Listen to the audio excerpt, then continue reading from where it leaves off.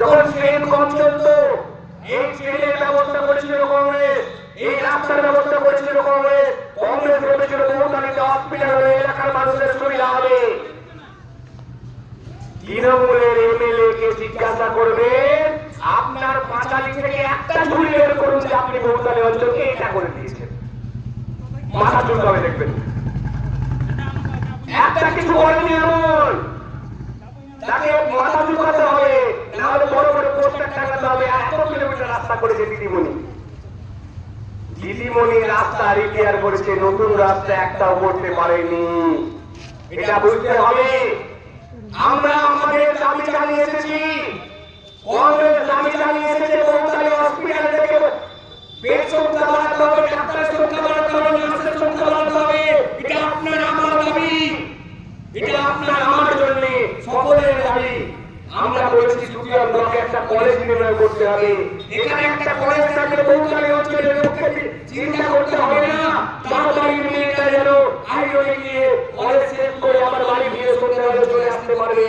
এটা আপনার আমার ছেলে মেয়েরা শিক্ষিত হলে নিজে পরিশ্রম করবে, নিজে বড় হবে। আর যারা শিক্ষিত ভাইরা মাইকে আওয়াজ শুনছি, মনে মনে ভাবছি এখন তৃণমূল করে তার নিজেকে প্রশ্ন করে আমি আপনি পড়াশোনা করেছি ঘুগনি বেচার জন্য নয়। দিদিমণি শিক্ষিত ছেলেদেরকে অপমান করছে, বলছে ঘুগনি বেচো। আজকে যারা এখানে আছে যারা শুনছে নিজের ছেলেটাকে কেউ এমএ পাস করান, কেউ বিএড করান, কেউ বিএড করান, ঘুগনি বেচার জন্য কি অনেকটা নিশ্চয়। আমি প্রশ্ন করছি দিদিমণির ভাই তো অভিষেক ব্যানার্জি একটা রঙের দোকান ছিল, আজ কোটি কোটি টাকার মালিক, তিনি কি ঘুগনি ব্যবসায়ী? বলুন। এখানকার এমএলএ কে প্রশ্ন করছি আপনার মুখে কোনো কথা আছে কেন? বহুতালি অঞ্চলের ছেলেরা বাইরে গিয়ে কাজ করতে যাচ্ছে কেন? এই এলাকার ছেলেরা চাকরি পাচ্ছে না কেন? আপনি একদিন মুখ করেছেন? ভোট আছে, রোজ আসবে এখন আপনার দরজায় কথা বলতে, বললে লক্ষ্মীর ভান্ডার বন্ধ করে দেবো, কংগ্রেসকে ভোট দিলে। এখন আসবে, এখন বলবে কংগ্রেসকে ভোট দিলে বিজেপি চলে আসবে, এখন বলবে যে মমতা থেকে বিজেপি চলে আসবে। আরে বিজেপি কে এনেছিল তো মমতা বন্দ্যোপাধ্যায় নিজে এসেছে। আমাদের দাবি করে মানুষের দাবি, এই দাবি নিয়ে আমরা আজকে এখানে এসেছি। আমাদের নেতা দাবি করে আলাদা মহাশয়ের নেতৃত্বে সুকিয়া ব্লকের মতো প্রতিটা কোনায় কোনায় প্রতিটা মুখে মুখে আজকে বাড়ি দিচ্ছি যে এসআই নিয়ে সাধারণ মানুষকে মমতা বন্দ্যোপাধ্যায় হেনস্থা করছে তার বিরুদ্ধে।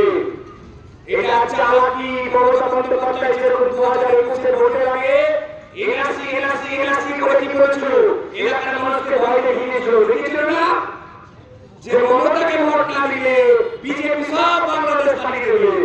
বলেছিল আমরা কংগ্রেস ছাগলের 3 নম্বর রাস্তা হয়ে গেছিলাম, ভোট পাইনি। তখন সবাই এসে তৃণমূলকে ভোট দিয়েছিলেন। আমাদের অভিমান নয়, আমরা সেদিনে বুঝিয়েছিলাম এটা মমতা বন্দ্যোপাধ্যায়ের চালাকি। সেদিন যখন একের পর এক আন্দোলন হচ্ছে, এই আন্দোলনকে হিংসাত্মক করেছিলেন মমতা বন্দ্যোপাধ্যায়। সেদিন বিজেপি সুবিধা পেয়ে গেছিল বলার জন্য যে মুসলমানকে তাড়াবো। আর আজকে যখন সাধারণ মানুষ রাস্তায় নেমে কংগ্রেস রাস্তায় নেমে দেখবেন তৃণমূলের রাস্তায় নেমে কি করছে, বিজেপিকে সাহায্য করে দিচ্ছে, দোষ আসছে মুসলমানদের উপর। এটা চালাকি। আবার মুসলমানদেরকে দোষারোপ করে জেলে ঢোকাবে, তার চালাকি। আপনারা সাবধান হয়ে যান।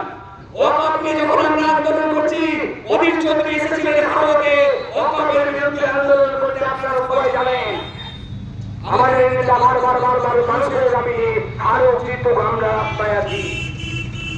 সেই আমাদের নেতা যখন এসেছিলেন তখন আমাদের নেতা সেদিন রাস্তায় এসেছিলেন যে আমি আপনার সঙ্গে আছি। তাই এলাকার মানুষকে দায়িত্ব নিতে হবে, পাড়ায় পাড়ায় পাড়ায় পাড়ায় উঠে উঠে এটা মানুষকে বোঝাতে হবে যে তৃণমূল হচ্ছে মুসলমানদের শত্রু আর বিজেপি হচ্ছে হিন্দুদের শত্রু। এটা বোঝাতে হবে। আপনারা মোবাইল সবাই দেখছেন, কাশীতে একের পর এক মন্দির ভেঙে দিচ্ছে, আমরা সবাই দেখতে পাচ্ছি। কোন কাশী? হিন্দুদের জন্য পবিত্র স্থান কাশী। আমাদের জন্য যেরকম মক্কা, আমাদের জন্য যেরকম পাপি, হিন্দুদের জন্য কাশী। সেই কাশীর মন্দির একের পর এক ভেঙে দিচ্ছে। রাহুল গান্ধী বারবার বলছে এটা অন্যায়, এই অন্যায় মানি না।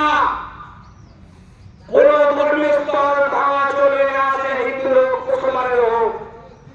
যেটা যেমন চলছে চলুক।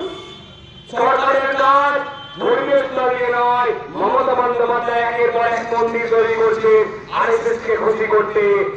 আর আপনি আমি যখন বাবরি মসজিদের জন্য চাঁদা দেব তখন বলবে এরা দেশদ্রোহী। সাবধান হয়ে যান, এলাকার মানুষকে আবার সচেতন হতে হবে। এই ভোটের আগে আবার এসে চাল খেলবে। মমতা এসে বলবে তৃণমূলকে ভোট দাও, নাহলে লক্ষ্মীর ভান্ডার বন্ধ করে দেবো। তুমি লক্ষ্মীর ভান্ডার দিচ্ছ আর পুলিশকে দাঁড় করিয়ে করিয়ে বাইক ধরিয়ে তুমি 2000 টাকা করে ফাইন নিচ্ছ। আমরা সব জানি। তুমি লক্ষ্মীর ভান্ডার দিচ্ছ আর মদ বিক্রি করছো। মদটা কোন হারাম না হালাল? যারা এখানে আছে বয়স্ক তারা বলবেন সমাজে মদ খাওয়া বেড়ে গেছে। আমরা এর বিরুদ্ধে আমরা বলেছি বারবার এই লটারির নামে যে একটা মানুষকে নিঃস্ব করে দিচ্ছে তার বিরুদ্ধে আমরা বলছি। কেস খাচ্ছে কারা? যারা লটারি বিক্রি করছে তারা। কেন? এলাকার মানুষ সচেতন হতে হবে। আমার আপনার রুগী প্রশ্ন এবার আমার আপনার প্রশ্ন দেখবো, আমরা যে ভোটটা দিয়ে এখানকার এমএলএ কে পাস করিয়েছি তাদেরকে প্রশ্ন করতে হবে যে আমি তো আপনাকে এমএলএ বানিয়েছি, আমি তো মনে বিশ্বাস এমএলএ বানিয়েছি, আমি তো হরিণকে এমপি বানিয়েছি।